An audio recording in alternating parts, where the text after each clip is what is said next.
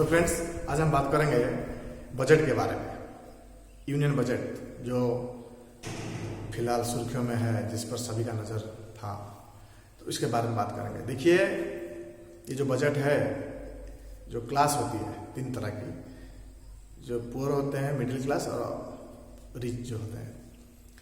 ये ज़्यादातर रिच के जो लोअर लेवल के रिच होते हैं, जो कॉर्पोरेट में इन्वॉल्व होते हैं, जो थोड़े बहुत टैक्स वैक्स देते हैं, जो लोअर लेवल के होते हैं, उनके लिए ये शायद बहुत फायदेमंद होगा।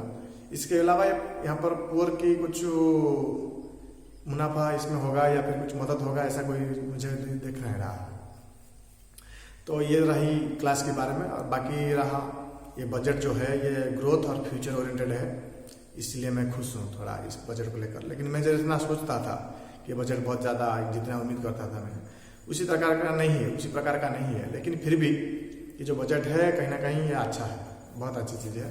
और यहाँ को जो है, आपको इसका क्या लाभ उठा सकता है, ये आपको फ्यूचर में ही दिखेगा। फ्यूचर मतलब यानी अगले 10 साल में इसका क्या वैल्यू है, इसकी अहमियत क्या है, आपको समझ में आएगा या फिर देखेगा। बात रही जो कुछ सेक्टर था, मुझे जो लगता था कि हमको जो गवर्नमेंट नज़र देगी उस पर, जैसे कि इथानॉल हो गया, हाइड्रोजन हो गया, या फिर जो long term capital gain, LTCG जो होती है, लॉन्ग टर्म कैपिटल गेन होती है, उस पर भी थोड़ा कुछ छूट मिलेगा।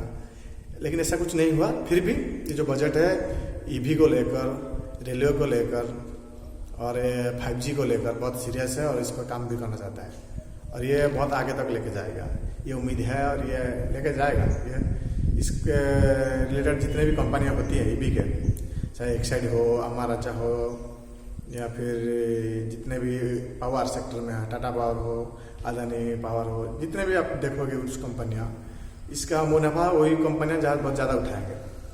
और जो सबसे बुरी खबर है, और जो गवर्नमेंट जहाँ पर ज़्यादा मुनाफा कमाना चाहता है, वो है क्रिप्टो करेंसी। और मैं यहाँ पर एक बात क्लियर करना चाहता हूँ, जो भी लोग नए हैं, क्रिप्टो के इन्वेस्ट करना चाहते थे, उन लोगों के लिए कि आप थोड़ा बहुत और वक्त दीजिए, क्योंकि ये क्लैरिटी कुछ नहीं भी मिला नहीं है अभी तक। जो 30% का टैक्स है, ये बहुत ज़्यादा होती है और आपका ये कॉन्फिडेंस नहीं है, आप 30% से ज़्यादा कमा सकते हो क्रिप्टो से, तो आप बिल्कुल भी एंटर मत कीजिए और थोड़ा वक्त दीजिए। और इसको ये भी बात बताना चाहता हूँ, इसको सेबी रेगुलेट नहीं करेगा और हो सकता है इसको RBI भी नहीं रेगुलेट करेगा, क्योंकि ये एसेट क्वालिटी में जाता है, तो ये ना करेंसी है ना एक इक्विटी है। तो आपको ये कौन रेगुलेट करेगा, इसके ऊपर कौन आता है यहाँ पर, या फिर कुछ नई बोर्ड आएगी, इस पर गवर्नमेंट क्या चाहती है, नई कानून क्या लाती है, तो आपको ये भी देखना जरूरी है। और बाकी रहा टैक्स के बारे में, वो तो पूरा क्लियर कट है कि वो 30% टैक्स ही लेंगे आप जितना कमाते हो, और शायद वो तुरंत भी ले जाएंगे, मुझे लगता है, क्योंकि यहाँ पर मुनाफा भी उतना ही होता है और नुकसान भी उतना ही होता है। उसी हिसाब से यहाँ टैक्स बहुत ज़्यादा चाहते हैं और गवर्नमेंट इसका फायदा भी उठाना चाहता है। तो ये कहीं ना कहीं उनके लिए तो कुछ नहीं फर्क पड़ेगा, जो इस पर कमाते हैं या फिर जो बहुत प्लस में है, जो जिनका परसेंटेज बहुत मुनाफा बहुत ज़्यादा है, लेकिन जो शुरुआत करते हैं, जिनका अमाउंट और पोर्टफोलियो का साइज बहुत कम है, तो उन लोगों के लिए यहाँ पर वो तो और थोड़ा वक्त देना चाहिए बहुत ज़्यादा, क्योंकि जब ये रेगुलेट होगा, इसके ऊपर और डिटेल में सारी बातें खुल के आएंगे, तो अभी तो आप एंट्री कीजिए। और इसको कौन कंट्रोल करेगा, अभी रेगुलेट कौन करेगा और कौन चाहता है, मैं तो ये यकीन से के साथ कह सकता हूँ कि इसको सेबी रेगुलेट नहीं करेगा। तो अभी जो भी आप नए निवेशक हो, क्रिप्टो के बारे में जो एक्साइटेड थे, उनके लिए आप थोड़ा सोच समझ कर इन्वेस्ट करें। और अभी फिलहाल के लिए आप थोड़ा रुक जाइए, और 1-2 महीने के लिए रुक जाइए, अब उसके बाद आप एंटर करने की कोशिश कीजिए। देखिए, जो कोई बजट आता है, वो ज़्यादातर करंट सिचुएशन को हिसाब से आता है, ताकि वो कितना ग्रो कर सकते हैं। लेकिन जो डेफिसिट है, जो इन्फ्लेमेशन है, उसके साथ साथ उसको फ्यूचर के बारे में भी सोचना चाहिए। और ये गवर्नमेंट की एक खासियत है कि यह ज़्यादातर फ्यूचर के बारे में सोच रहा है। और जो जितने भी कंपनी रेलवे के से रिलेटेड है, IRCTC, RVNL, IRFC, जितने भी है, उनको लॉन्ग टर्म में मुनाफा होगा। और बात रही ग्रीन सेक्टर की, इस पर सोलार हो या फिर विंड हो, जितने भी एनर्जी है, ग्रीन एनर्जी है, उनको भी बहुत ज़्यादा प्रॉफिट मिलेगी। तो आपको सभी को ये बजट कैसा लगा, ये आप खुद का रिव्यू भी दे सकते हैं कमेंट करके। और मैं इस बजट को 10 में से सिर्फ 7 दे सकता हूँ, क्योंकि मैं जो एक्सपेक्टेशन किया था उसी हिसाब से नहीं, फिर भी मैं खुश हूँ, लेकिन उसी हिसाब से नहीं है।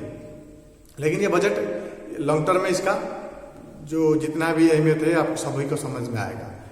जो ग्रीन रिवोल्यूशन होना है और जितने भी इकोसिस्टम, ग्रीन इकोसिस्टम बना रहा है, ईवी को पुश जितना हो रहा है, जिसमें जितना टाटा का इन्वॉल्वमेंट हो रहा है, ये कहीं ना कहीं ये देश को बहुत मदद करेगा। और जो पॉल्यूशन है उसको कंट्रोल करने में यही सब कुछ है जितने वो आगे जाकर देश को बचा सकते हैं।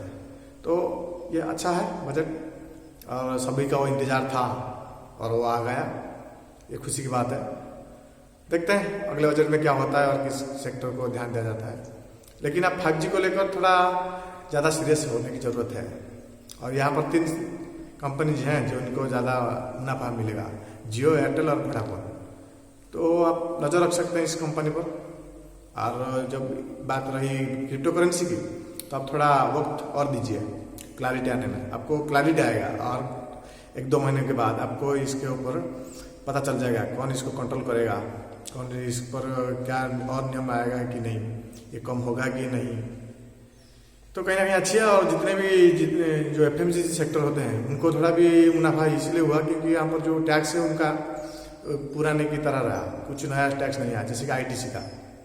तो इसलिए वो सर्किट लग गया कल 5% का, लेकिन बाकी सब ठीक ठाक है। और ये उम्मीद है कि बजट आपको और भी एक नई ऊंचाई तक लेके जाएगी। Thank you everyone. और आपके दोस्तों के साथ शेयर कीजिए।